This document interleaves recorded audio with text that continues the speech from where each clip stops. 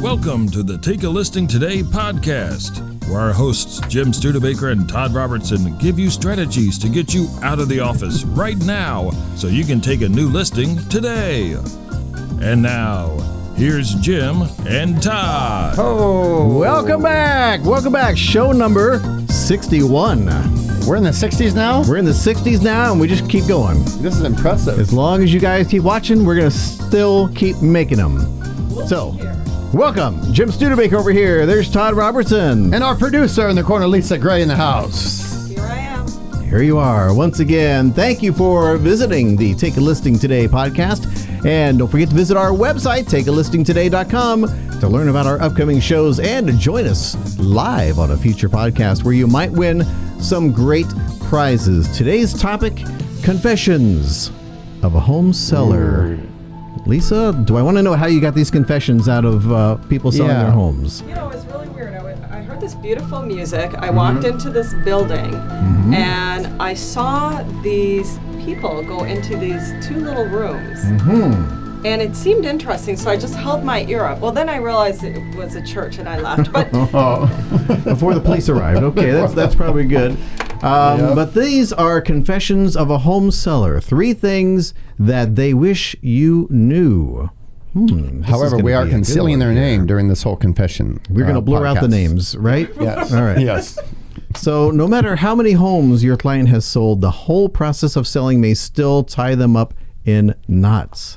The majority of time, a homeowner doesn't know you from Adam, yet they're putting what might be their biggest investment in your hands. You breeze in, hand them a pen and a contract, and walk out mumbling something about the MLS and a sign and a lockbox. And you're exactly right. That's what a typical realtor will do.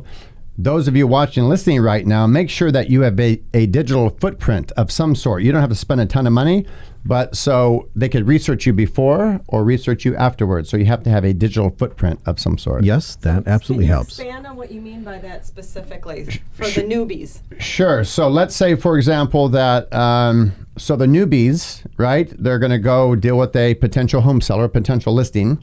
They have some fears in their mind.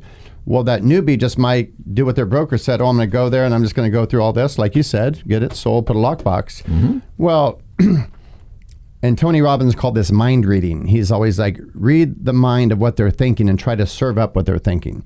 So in this case, in this podcast, we're going to go over what some of the challenges are. What are some of the things in their mind that are obstacles? So what we're going to do is address those gently with them.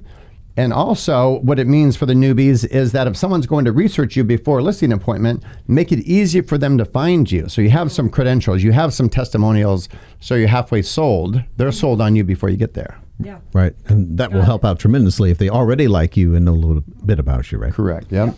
So here's the truth. Home sellers typically won't express their fears to you, but they'll stay awake at night with scary thoughts running through their heads. Confessions.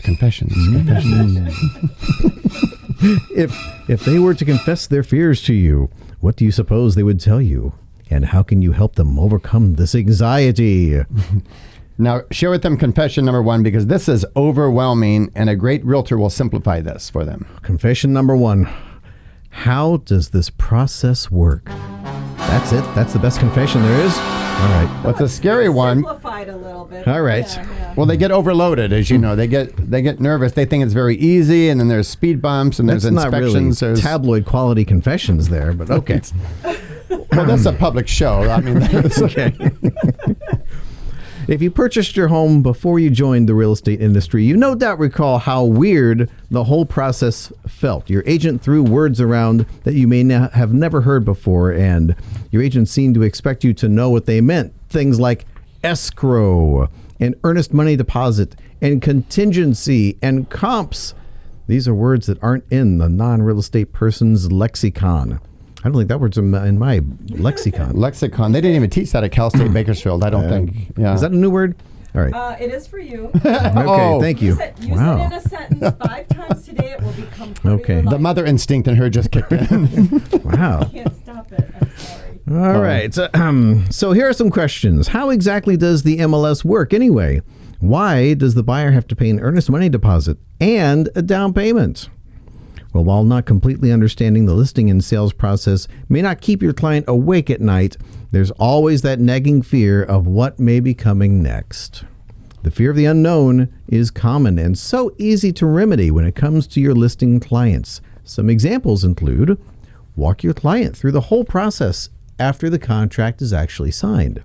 Write up a home selling 101 course in basic English, no lexicons in there, Lisa. No lexicons. And include it in your listing package. I was impressed that you used the word in the sentence. Thank by you. the way. That's number one. Yes.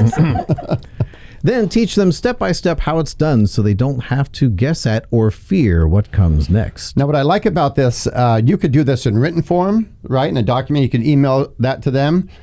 Now, the agents that are comfortable with doing video, they could do a little 3 to 5 minute video about the process, right? Yes. For a buyer before they start working with them, and a more detailed one for a potential seller. So that way, rather than go through stuff, people love video nowadays. So the husband and wife could potentially watch that. Feel more at ease when you get there. Yeah, you could use some of these. We talked last week about having a blog, doing a webinar. You could use some of these topics. Exactly. To build that up. And most people don't like video. Most realtors, they know about it, but most of them hate it, right? You don't see that a lot. Right, right. So the realtors that can get good at it and communicate that way, I think are going to separate themselves. They will. And good to me really is authentic. That's what good video is. Right. In fact, the overproduced video, I'm not as excited about watching. It's when I can see it in the person's eyes, I can hear it Right. in their words and their tone, that they're really, there's meaning behind the words that they're saying, that this is real to them. This is what they want to talk about. They believe in it. They're excited about it. They care about you. That's all I care about. I don't Right. care if a cat's running past them in the background. Exactly. Or kids hitting them on the head with a toy while they're trying to talk. You know what I mean? That makes it more real. Right, so right. That's really what it's about. You don't have to be a pro. Don't be a pro, in fact. Be authentic. Be authentic. How about authentic and be a pro? Can we do that? Ooh. Yes, be a professional, authentic. All right. Confession number 2. Oh, confession number 2 boy. is Should we even very cover good. this? I'm a little scared, but confession number 2 is I'm nervous. And we know that 90-something% of all people going into real estate transaction are nervous or have some nerves, and for good reason. The unknown. Yes. What are they nervous about? They're nervous that their home may not sell, or they may not get the price they need, or they may end up with 2 house payments, or worse yet, they're going to end up on the streets. Things went sour. I don't know how that happens that quickly, but Go from a homeowner to on the streets, right? right. All because of this crazy real estate agent. So don't be that real estate agent, okay? Right. Another More to that story, I think. another great big fear is that you'll purposefully underprice the home to get a quick sale. And the homeowner needs to know that the market dictates the price, not the homeowner or the realtor. They can discuss it and pick the price. Very true, yes. But the market is going to pick what the price is going to be. Right. So once again, knowledge is power. Take the mystery out of the whole issue of market value by giving them a basic tutorial on how it's determined, both by you and by the lender's appraiser. There's also ways around the, quote, should I sell before I buy, quote, conundrum. So that one is easy to deal with as well. If it's equity that they're worried about, you can help them find out exactly what they owe on the home and what their equity is. You are the problem solver, and they should know that. It might just put them at ease enough to share other concerns with you. And Lisa mentioned earlier about the newbie agents. So the newbie agents that are watching and listening right now, this is a big challenge. I did it when I was a realtor. You might have done it when you were a realtor. So a lot of the new agents will get so excited about the listing appointment, they'll take the listing at any price. The challenge with that is 2 things. One, other agents will use that listing to sell the real one, right? It's like going to a store. It's contrast. Ooh, you want to go look at this? Oh, for 40 grand less, you get, ooh. So the new agents will get beat up on that until they get tough enough to show up at the kitchen table, tell the truth, and show them why. I'm not here just to take a listing. I'm here to help you get the most money in the shortest period of time. Right, right. And that brings us up to confession number 3. Confession number 3 might be the most frightening. Are you ready for it? Confession number 3. Let's do it. I'm scared. I'm scared of someone stealing from me. Well, the crazy thing is that has happened. Okay. Believe it or not, this is a huge fear for homeowners. Will people rifle through their drawers, or will they steal their rifles? Like how I turned that around, Lisa? You know what? You're redeemed. Can I get a point for that whole lexicon word? Oh, you just used it again. You really have to do it 2 more times and you're there. Yes. Well, it's an understandable worry. There are strangers wandering through their home. Now, you know how to deal with this, but for the new agent, let's walk through it. All items of value, especially small pocket-sized pieces, should be either locked away or removed from the home while it's on the market. And that, of course, would include prescription medications and weapons. Yeah. Well, now that's... That made us laugh in the production show because we're thinking if they got in and got the prescription medication, the gun was right there, that wouldn't be good. So hide them both in 2 different sections of your house. So now they're walking around the house in a daze with your gun and... Possibly wearing one of your dresses. Possibly. Oh, boy. That takes us to a whole nother dimension here. Okay. We'll pull it together, folks. Don't worry. We just lost it for a second. We're getting back on track here. If this is the first time you've seen our show, you might be wondering what's going on here. Yeah. Normally they're really good. So anyway. All right. So don't throw the suggestion out half-heartedly. Let your client know that thefts do happen, and the only way to protect their belongings is to remove the temptation for those less than honest folks who may be going through their house. And there goes the Kleenex with Lisa. Okay. Our producer's losing it right now. We have to keep it together. Now, here's what's fun about this topic right now. And what's happening right now, the virtual open house is an actual tool that accomplishes a lot of things, right? Yes. The sanitary thing, they don't have to leave their house. With iPhones, they can show stuff. The person can call back and say, "Oh, give me some more up close," and that will eliminate a lot of this. But we're talking also for showings, other agent showings, but especially open houses if you have a bunch of people going through. Exactly, and that's a great thing that people learn how to do a virtual open house once though COVID came to town, and now you can show it virtually, and you don't have a lot of those problems. So you're exactly right there. Yep. So. We have an honorable mention confession. Wasn't good enough to be in the top 3, but it's right there, right? Hit the Halloween button. Okay. Halloween button going on. There we go. Honorable mention confession. If you work with seniors, even occasionally, take the previously mentioned angst. You got all kinds of words going on in here. Take the angst, multiply the fear factor by 3. Button off. Too much? Okay.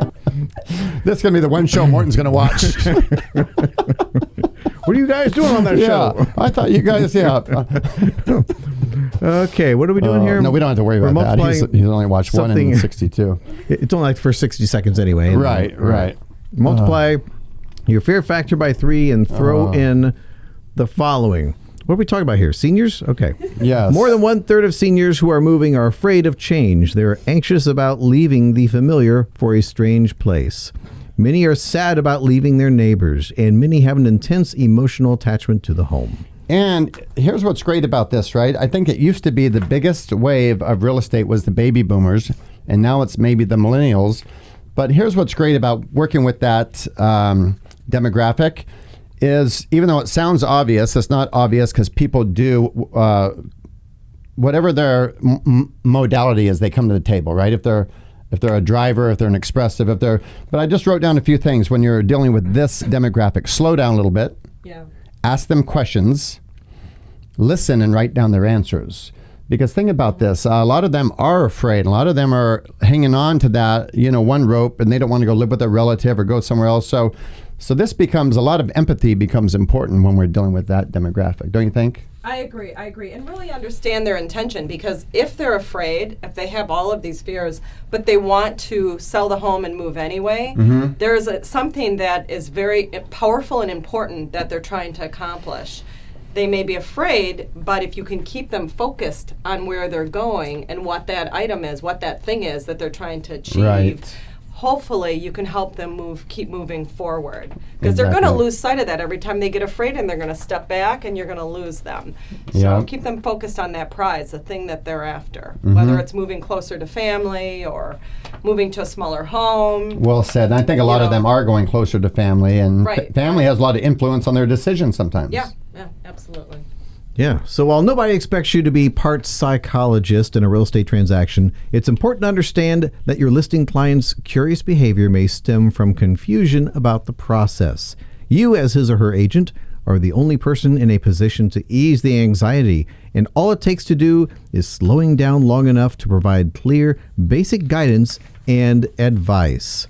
If you knew that your client is a nervous wreck, what would you do to say, what would you do? What would you do to put them at ease? Thank you. Yeah, sure. Would you pull out your lexicon? There, am I done? Jeez. We really need to go over these here before the shows, okay? It's important to dig deep to find out first if they're anxious and second why. Then you can help solve the problem. And one tool that they can use here is to match and mirror, right? Most people, if they're aggressive driver personality, match and mirror means if you're on the phone and someone's like, boom, boom, boom, New York style, give me the bottom. Then you give them what they want. Boom, boom, boom, here's the details. Mm-hmm. If someone's like a Princess Diana voice, very gentle and very easy, it's not going to be easy for that person unless they know this tool. Matching a mirror is not being fake, it's just giving them back in a way that they can most digest it. Right. So simply match and mirror people at the kitchen table for the listing and on the phone is going to help you get way further. It's beneficial for both parties. Correct. You do that. Correct. Mm-hmm. And it's a tool out there that is not used by many people. Anything else, Lisa? No, that was that's incredible. You did the lexicon part. I think you're done. That's part of your life now. We're gonna be hearing that word a lot now. Now, is he going to buy a lexicon on the way home or no? No. Oh, they don't have those at stores. So. They're out. I still have to look up the definition to see what that is, so we'll find out. But we had some fun today. We did have some fun. Right, so hopefully you'll tune in again because, they're good. And you get a laugh and you get to see Lisa break down, so it's all good. Right. Paper towel. Can we get Kleenex in here? Kleenex? Yes. We're going to have to submit that for the next budget request. Yes, I think we could afford that. Yeah. Todd, you go and have some with me. You know what? We'll take care of her, We'll get you some cheap tissue, so. Yeah. Well, today's broadcast brought to you by Prospects Plus, offering real estate postcards that actually work, design, print, and mail in minutes. Well, thank you for joining us. Don't forget to subscribe and hit the bell icon to be notified every time we go live with a new exciting show. Thanks for joining us, and we'll see you next week. Take care.